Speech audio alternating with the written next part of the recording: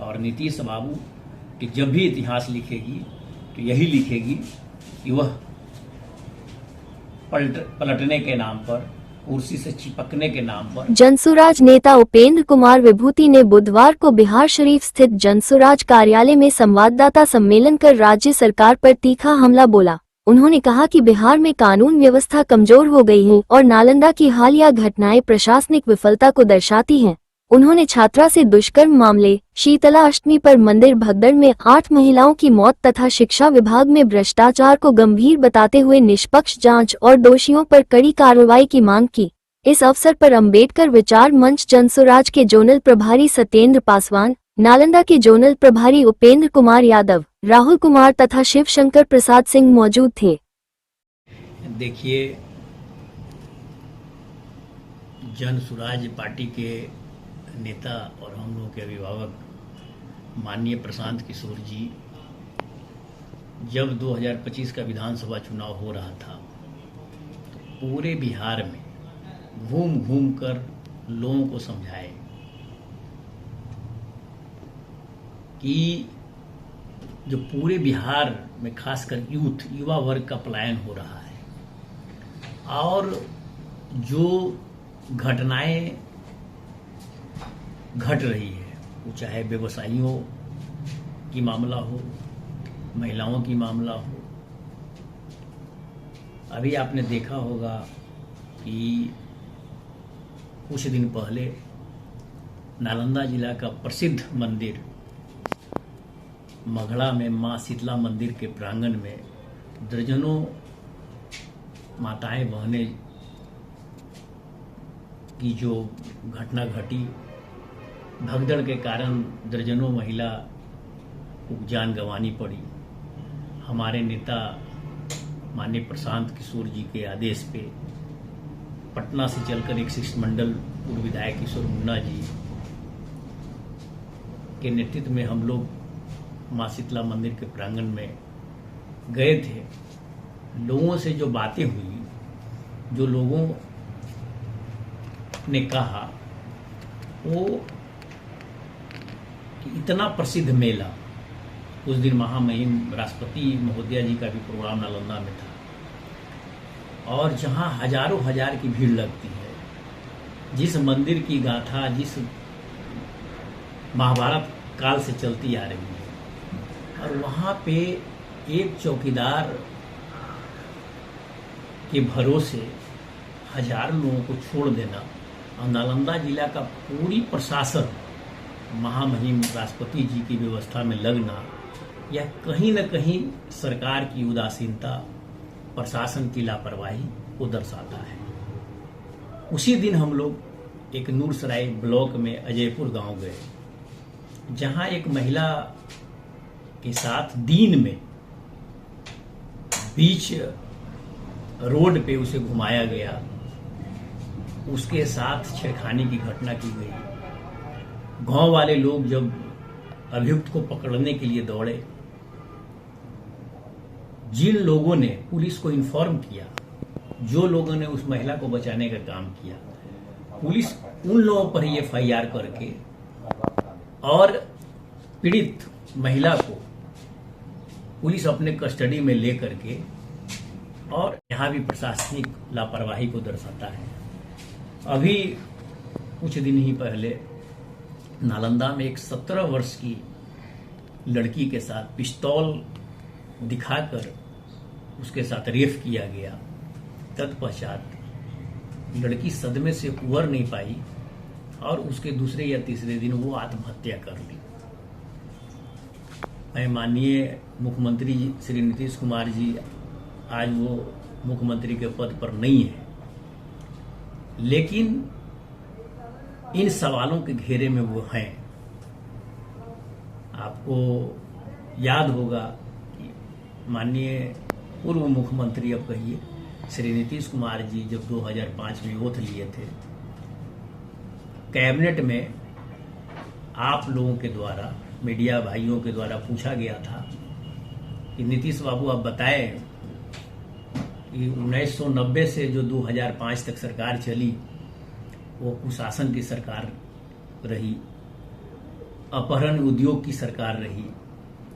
2005 में आप विराजमान हुए हैं, आपकी पहली प्राथमिकता क्या होगी? नीतीश कुमार जी ने कहा कि मेरी पहली, दूसरी, तीसरी और जितनी बार आप सवाल करेंगे गुड गवर्नेंस ही मेरी प्राथमिकता रहेगी। लेकिन आप 2005 से 2026 आज में हम प्रवेश कर गए।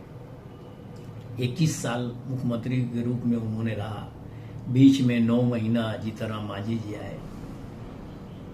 तो नीतीश बाबू की सरकार की अगर गाथा लिखी जाएगी, यही गाथा लिखी जाएगी कि उन्होंने अपनी कार्यकाल में जिस लव कुश की प्राथमिकता उन्होंने दिया, बिहार में आज भी जाति फैक्टर है, लेकिन आज जिस वर्ग से वो आते हैं वह वर्ग के युवाओं से पूछिए, उस वर्ग के बुद्धिजीवियों से पूछिए कि नीतीश कुमार जी ने इन 21 साल के अंतराल में अपने वो समाज को कहां खड़ा रख पाए। आपको याद होगा 1977 में वो चुनाव हारे, 1980 में वो चुनाव हारे, लेकिन उनके जो सबसे बड़े सहयोगी थे, रामचंद्र साहू जी का नाम आप लोग सुने होंगे, वो जब इच्छा प्रकट किए कि हम बिहार शरीफ से चुनाव लड़ना चाहते हैं, तो पार्टी ने उनको निकाला। बाद में वो दूसरे दल से विधान पार्षद बने। आपको याद होगा कि जिस नेतृत्व के कारण ये 85 में विधायक बने या 89 में, आज 1990 से 2005 की तुलना और 2005 से 2025 की तुलना और उसके बाद 2026 में सम्राट चौधरी जी को एनडीए ने मुख्यमंत्री बिहार का बनाया है। आप इनकी जीवनी को बढ़िया से अध्ययन करेंगे। 2005 के चुनाव में इन्होंने अपनी चुनावी पत्र में राकेश कुमार पिता स्वर्गीय शकुनी चौधरी जी, 2010 में सम्राट चौधरी उर्फ राकेश कुमार पिता स्वर्गीय शकुनी चौधरी जी। कई बार इनका पीसी में आप सुने होंगे कि इन्होंने अफिडेविट को हाफिडेविट शब्द से उच्चारण किया है। हमारे नेता माननीय प्रशांत किशोर जी ने सम्राट चौधरी के बारे में कई बातें कही हैं। इनकी डिग्री की बातों को उन्होंने उठाया है। आज तक हमारे नेता माननीय प्रशांत किशोर जी ने कहा कि सम्राट जी, अगर आप डीलिट की डिग्री कैलिफोर्निया से प्राप्त किए हैं तो आप ग्रेजुएशन की डिग्री दिखा दीजिए, आप पीजी की डिग्री दिखा दीजिए, आप कहाँ से बोर्ड किए हैं उसकी डिग्री दिखा दीजिए। लेकिन इन्होंने कभी सामाजिक प्लेटफॉर्म पर आकर बताने का काम नहीं किया। इन्होंने कहा कि मैंने अपने हाफिडेविट में इन चीज़ों का जिक्र कर दिया है। अब मैं आपके माध्यम से पूछना चाहता हूँ कि बिहार के लोगों ने एनडीए को वोट दिया, एनडीए की सरकार बनी, 25 से 30 फिर से नीतीश यह संकल्प के साथ। लेकिन जिस नेता की अपनी डिग्री की पता नहीं हो, जो अपने शपथ पत्र पर एफिडेविट को हाफिडेविट कहता हो, जो खुद अपना नाम बदलने में माहिर हो, तो एक नीतीश कुमार जी जो हमेशा कुर्सी की राजनीति किए और एक सम्राट चौधरी को जिन्होंने अपना राजपट सौंपा है, इसकी आगे की कार्यशैली क्या होगी, यह तो पूरा का पूरा बिहार भगवान भरोसे है। माननीय प्रशांत किशोर जी की जोड़ है कि बिहार के लोगों को गरीबी से निकलने का एकमात्र रास्ता शिक्षा है, लेकिन शिक्षित व्यक्ति कोई मुख्यमंत्री की कुर्सी पर तो बैठा नहीं। तो आगे हम इन मुद्दों को उठाते रहेंगे। जन स्वराज हमेशा शिक्षा पर जोड़ दिया है, स्वास्थ्य पर जोड़ दिया है, गुड गवर्नेंस की बात कहा है। हम अगर सम्राट चौधरी जी, आपको पहले ही बताया कि 1990 से 2005 में जो लालू जी की सरकार बनी, उसको लोगों ने संज्ञा दिया कि यह सरकार कुशासन की सरकार है, यह जंगल राज है, यहाँ लोगों का अपहरण होता है, यहाँ महिलाओं के साथ रेप की घटना होती है।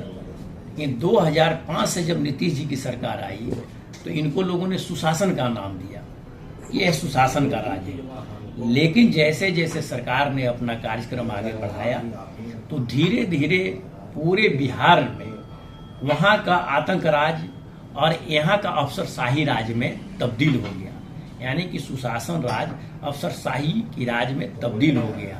और आप देखे होंगे कि थाने स्तर की बात हो या प्रखंड स्तर की बात हो, नगर परिषद की बात हो, नगर निगम की बात हो, भ्रष्टाचार बढ़ा हुआ है, पूरा भ्रष्टाचार में लिप्त है हर डिपार्टमेंट। अभी आपने एक वीडियो को देखा होगा, नालंदा जिला में शिक्षा विभाग में जो घोटाला हुआ, अभी नगर निगम बिहार शरीफ में जो टेंडर के नाम पर घोटालों का बाजार गर्म है।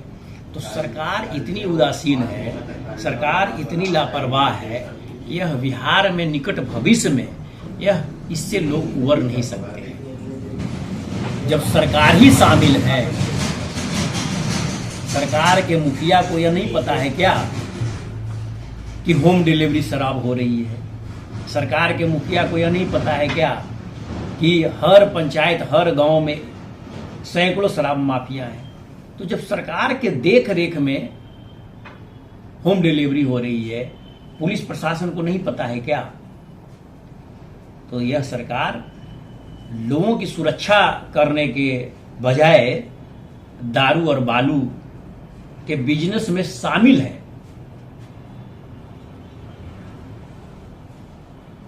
तो ये सरकार तो जो मूल बिंदु थी, जो मूल पॉइंट था, उससे सरकार भटकी हुई है।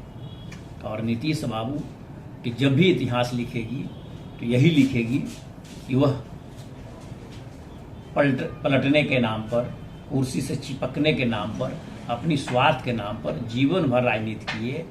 और जिस समाज से वो आते हैं वो समाज भी आज ठगा ठगा महसूस कर रहा है कि हमने यह 25 साल 30 साल गलत व्यक्ति के नेतृत्व में हम लोग सामाजिक पृष्ठभूमि को आगे बढ़ रहे हैं। सबसे पहले तो मैं आपके चैनल को धन्यवाद करता हूं, और मैं माननीय जो आज बिहार के जो नए मुखिया बने हैं, मैं उनको सबसे पहले बधाई देता हूं आपके चैनल के माध्यम से।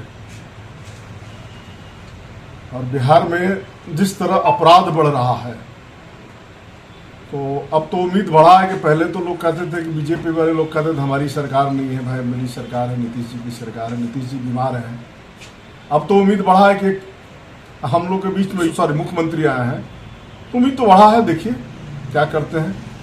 इनके गृह मंत्रालय में तो भाई इतना जघन्य अपराध हुआ, जो हम लोग जंगल राज लोग कहते थे, ये जंगल राज 2 हो गया कि किसी की हत्या करके सड़क पर दिन में हत्या करके मूड़ी काट दिया जाता है। यही सम्राट जी के गृह मंत्री थे, इन्हीं के जन्म हुआ है। भ्रष्टाचार के बारे में क्या बताना चाहते हैं? भ्रष्टाचार चरम सीमा पर है, अफसरशाही चरम सीमा पर है, किसी का कोई सुनने के लिए तैयार नहीं है, और इससे ज़्यादा मैं नहीं कहूँगा।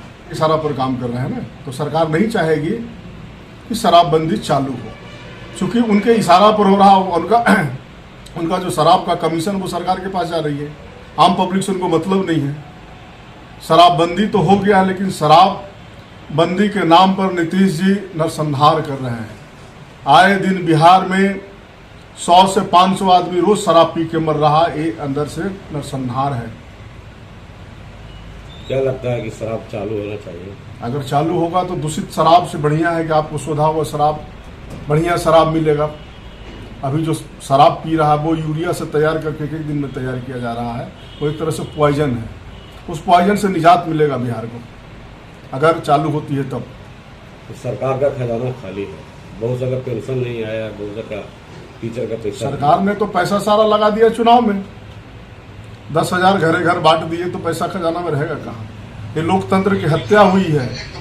10,000 रुपया बांटने में लोकतंत्र का हत्या हुआ, गरीबों के साथ नाइंसाफी हुई है, आम जनता के साथ धोखा हुआ है। तो खजाना में पैसा रहेगा कहाँ? 1400 करोड़ रुपया खर्चा कर दिए चुनाव में जनता के पैसा को।